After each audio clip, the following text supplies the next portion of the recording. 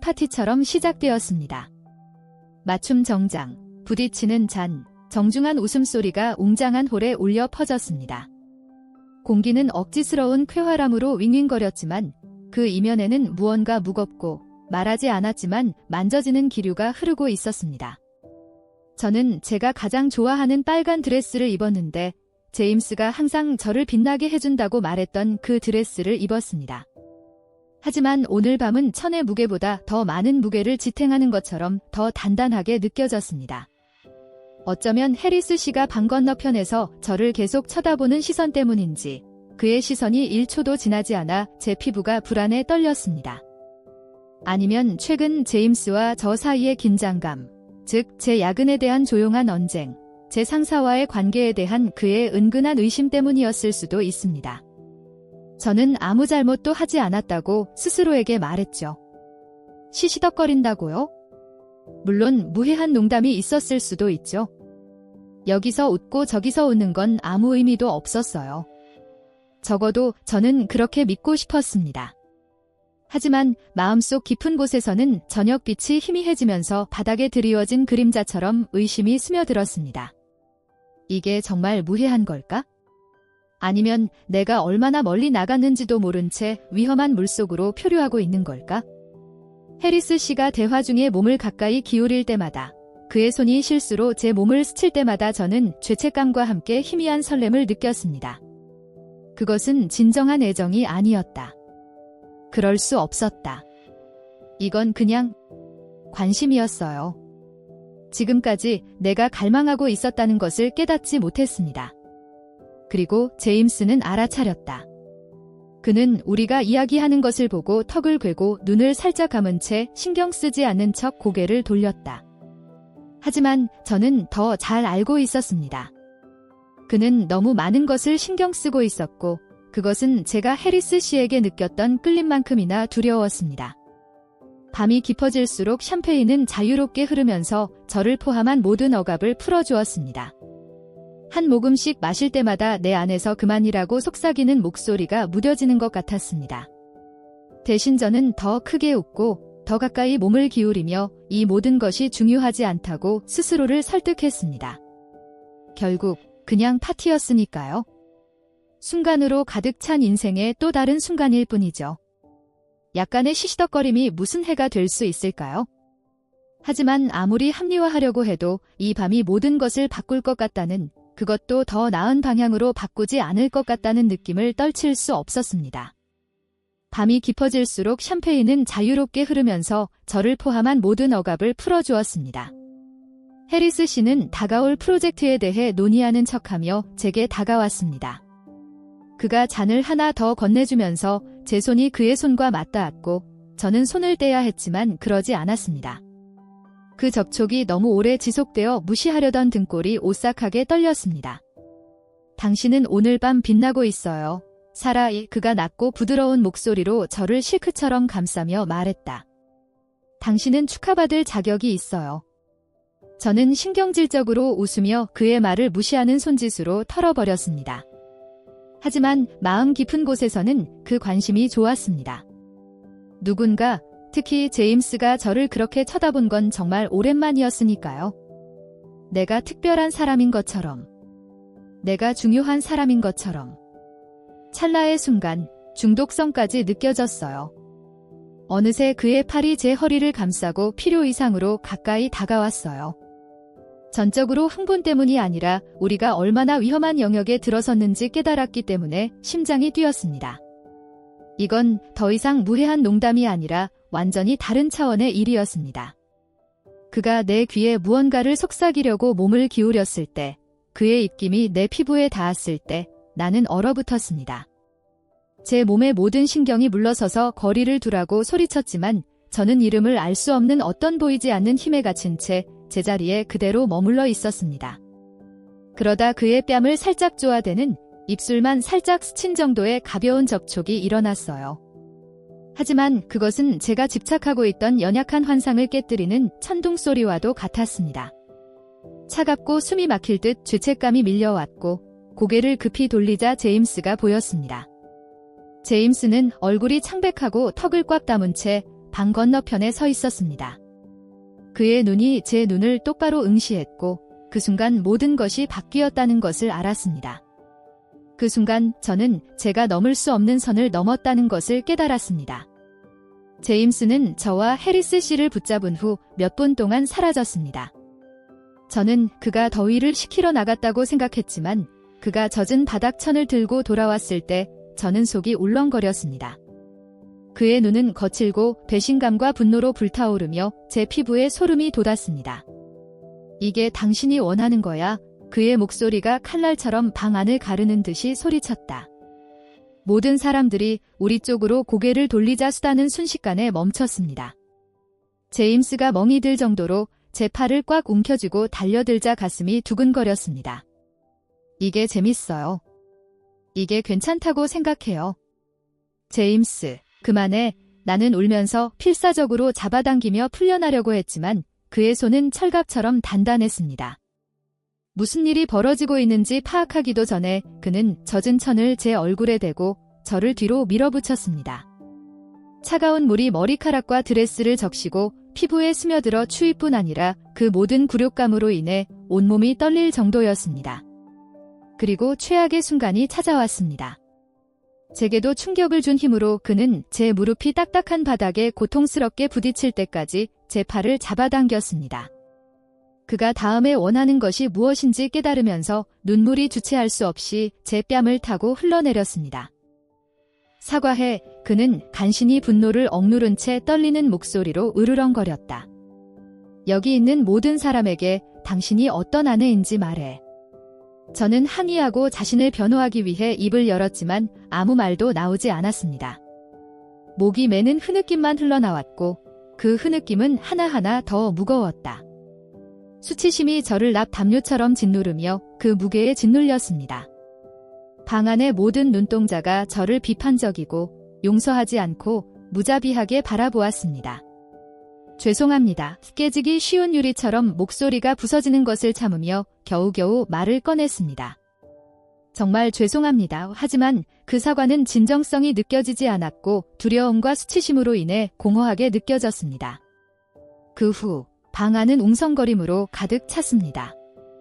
몇몇 손님은 제임스를 끌어내려 개입하려 했고 다른 손님은 저를 개인 구석으로 안내해 몸을 말리고 마음을 추스르도록 했습니다. 하지만 이미 피해는 입었습니다. 이미 깨지기 시작한 제임스와 저 사이의 신뢰는 완전히 산산조각이 났습니다. 사람들이 저를 바라보는 눈빛에서 마치 방금 일어난 일을 정리하려는 듯 동정과 판단이 뒤섞인 표정을 느낄 수 있었습니다. 대중의 시선뿐만 아니라 제 스스로도 충분히 설명할 수 없는 일에 휘말렸다는 사실에 부끄러움으로 뺨이 불타오르기도 했습니다. 그날 밤 늦게 집에 도착했을 때 집안은 섬뜩할 정도로 조용했습니다. 우리 둘 다 서로의 시선을 피하며 방을 돌아다니면서도 아무 말도 하지 않았습니다. 몇 년 만에 처음으로 제임스의 고통의 깊이와 그 고통의 원인에 대한 제 역할을 진정으로 이해하게 되었습니다. 그의 폭발은 갑자기 터져나온 것이 아니라 몇 주, 어쩌면 몇 달 동안 쌓인 긴장의 정점이었다. 늦은 밤의 야근, 해리스 씨와의 눈빛 교환, 내 행동을 정당화하기 위한 변명 등 모든 것이 이 순간에 겹쳐졌습니다. 그리고 지금 조용한 거실의 잔해에 서 있는 저는 그 무게가 저를 누르는 것을 느꼈습니다. 하지만 죄책감만이 저를 갉아먹는 것이 아니었습니다. 그것은 혼란이었습니다. 내가 정말 그렇게 끔찍한 일을 저지른 걸까? 제임스의 행동에 대한 책임이 저에게 있는 걸까요? 아니면 제임스의 자제력 상실에 대한 책임이 전적으로 제게 있는 걸까요? 이런 질문들이 폭풍처럼 제 머릿속을 휘몰아쳤고 저는 평온할 수 없었습니다. 한편으로는 제가 선을 넘었다는 것을 알았습니다. 그 키스는 비록 뺨에 한 것이었지만 제가 인정하고 싶지 않은 그 이상의 의미를 담고 있었습니다. 그것은 더 이상 순진한 유혹이 아니라 제임스와 한 서약에 대한 배신이었어요. 하지만 제 마음 한구석에서는 제가 아는 모든 사람들 앞에서 굴욕을 당해도 싸다는 생각에 반항하고 있었습니다. 제임스가 무슨 권리로 저를 스포트라이트로 끌어들여 죄인처럼 무릎 꿇고 사과하라고 강요할 수 있는 걸까요? 시간이 지날수록 우리 사이의 침묵은 점점 더 무거워졌습니다. 제임스는 문을 쾅 닫고 침실로 사라졌고 저는 거실에 남아 멍하니 벽을 바라보고 있었습니다.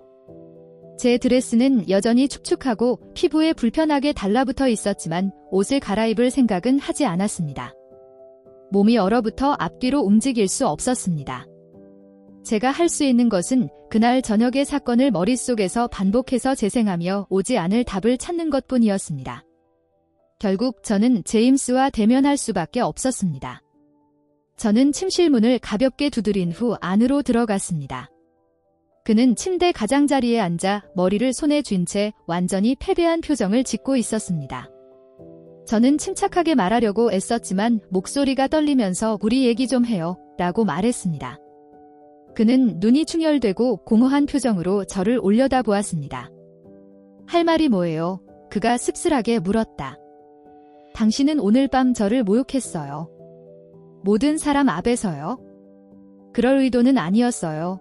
내 귀에도 약하게 들리긴 했지만 나는 재빨리 대답했다. 하지만 당신은 내게 선택의 여지를 주지 않았어요. 제임스. 당신은 저를 마치 트로피처럼, 아니 더 심하게는 벌을 주는 것처럼 전시해 놓으셨어요. 그의 턱이 굳어졌고 잠시 동안 저는 그가 다시 화를 낼지도 모른다고 생각했습니다. 하지만 그는 무거운 한숨을 내쉬며 흐트러진 머리카락을 손으로 쓸어 넘겼습니다. 그럼 당신은요? 그가 반격했습니다. 해리스와의 작은 게임이 제 기분을 어떻게 만드는지 생각해 본 적 있나요? 다른 사람이 내 아내를 그런 식으로 바라보는 게 어떤 기분인지 알아요? 당신이 그를 보고 웃고 함께 웃고 그가 당신을 만지게 하는 걸 보는 게요? 그건 게임이 아니었어요. 저는 항의했지만 그의 부정은 공허하게 느껴졌습니다. 네, 제가 시시덕거린 건 맞아요. 제가 너무 지나쳤을 수도 있죠. 하지만 그렇다고 해서 오늘 밤처럼 저를 대할 권리는 없어요. 제임스는 갑자기 일어서서 우리의 갇힌 동물처럼 방 안을 서성였습니다. 그럼 제가 어떻게 해야 하죠, 사라? 그냥 앉아서 우리가 쌓아온 모든 것을 버리는 걸 지켜보라고요? 모든 게 무너져 내리는 걸 모른 척하라고요? 그의 말은 제 배를 한 방 맞은 것 같았습니다. 무너지는 것, 무너져 내리기 직전의 연약한 구조물처럼 느껴지는 것이 바로 우리 결혼 생활이었습니다. 하지만 남편이 큰 소리로 말하는 것을 들으니 제가 예상하지 못했던 방식으로 현실이 되었습니다. 아무것도 버리고 싶지 않아요. 저는 눈물을 흘리며 조용히 말했습니다. 하지만 계속 그런 척할 수도 없어요. 뭔가 빠진 게 있어, 제임스. 우리 사이에요. 당신도 느끼지 않아요. 그는 한참 동안 아무 대답도 하지 않았습니다. 그는 그냥 서서 어깨를 축 늘어뜨리고 바닥을 응시했습니다. 마침내 그가 입을 열었을 때 그의 목소리는 속삭이는 정도에 불과했습니다. 네, 느껴져요. 하지만 이렇게까지 될 줄은 몰랐어요. 그 후 우리 둘 다 아무 말도 하지 않았습니다. 적어도 오늘 밤에는 할 말이 남아있지 않았다. 우리는 다른 말 없이 침대에 나란히 뻣뻣하게 누웠고 우리 사이의 간격은 그 어느 때보다 넓어졌습니다. 천장을 올려다보며 리듬감 있게 똑딱거리는 시계 소리를 들으며 저는 우리가 잃어버린 신뢰를 회복하기는 쉽지 않다는 사실을 뼈아프게 깨달았습니다. 회복할 수 있다면 말입니다. 파티가 끝난 후 며칠 동안 저는 죄책감과 혼란 속에 묻힌 답을 찾듯 해리스 씨와의 모든 상호작용을 마음속으로 되풀이하며 그의 눈빛 하나하나, 말 한마디를 분석했습니다. 내 인생의 공허함을 채우기 위해 그를 이용하고 있었던 건 아닐까? 지난 몇 년 동안 제임스와 저 사이에 생긴 감정적 거리를 보상하기 위해서였을까요?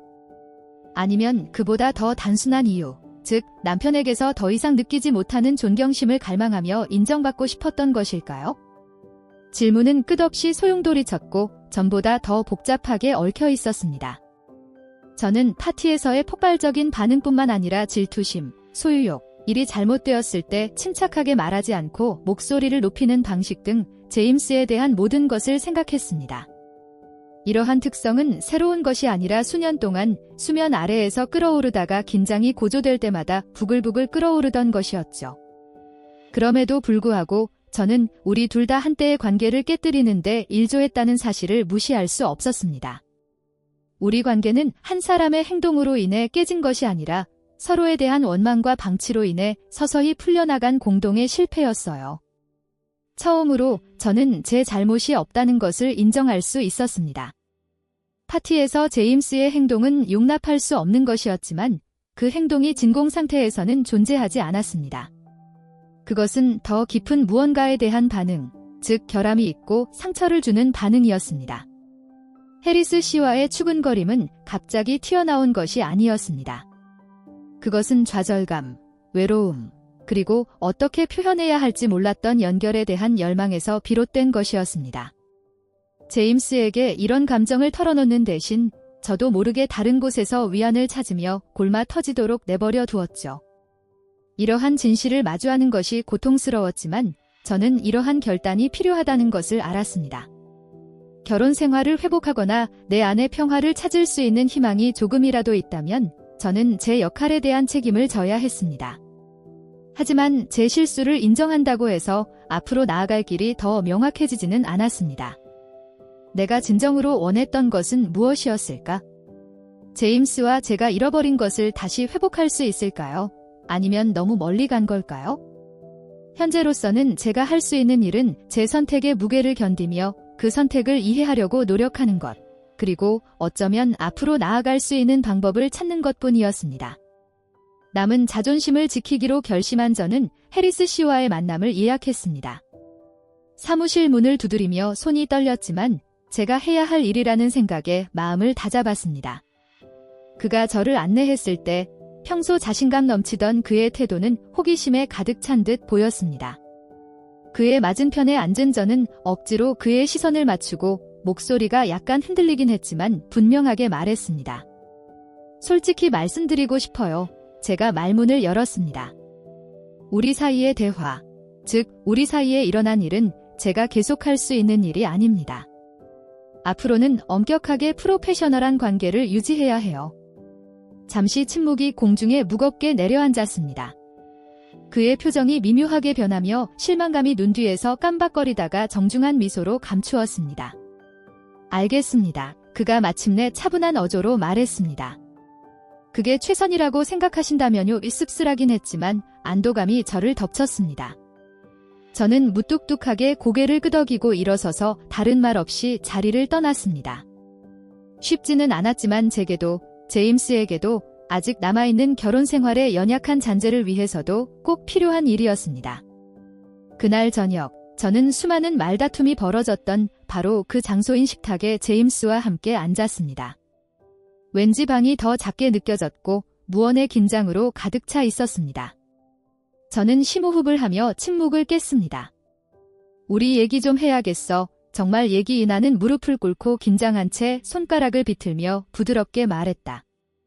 그는 제 진심에 놀란 듯 고개를 들어 제가 계속할 때까지 기다렸습니다. 사과할 게 있어요. 저는 감정이 북받쳐 목이 메어 말을 잇지 못했습니다.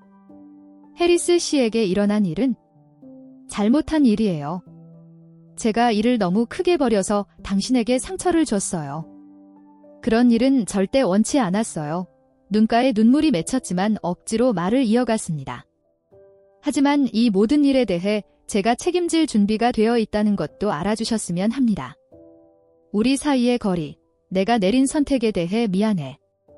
제임스는 자신의 감정과 씨름하듯 턱을 괴고 저를 응시했습니다.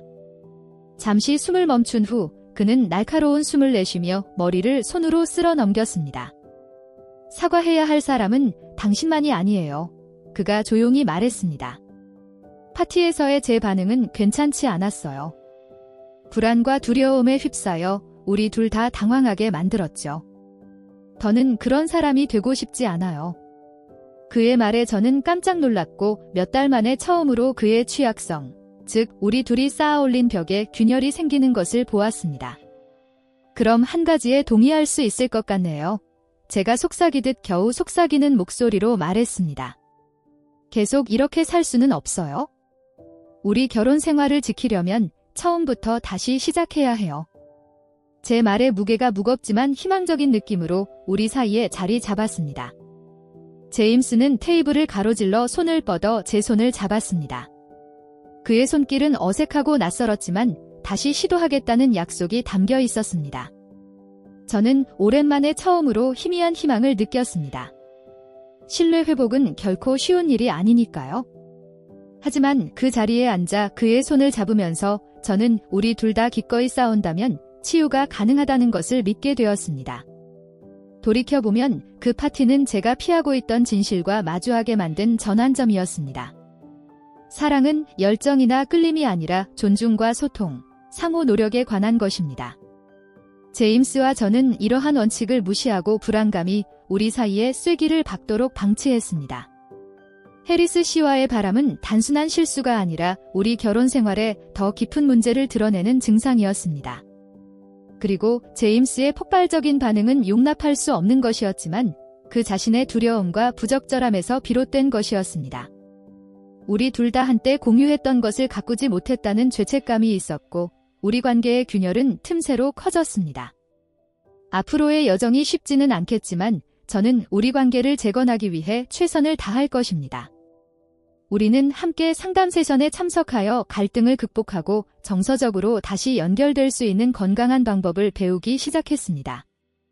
오래된 상처가 다시 떠오르고 침묵이나 분노로 후퇴하고 싶은 순간이 있기 때문에 항상 편한 것은 아닙니다. 하지만 우리는 노력하고 있습니다.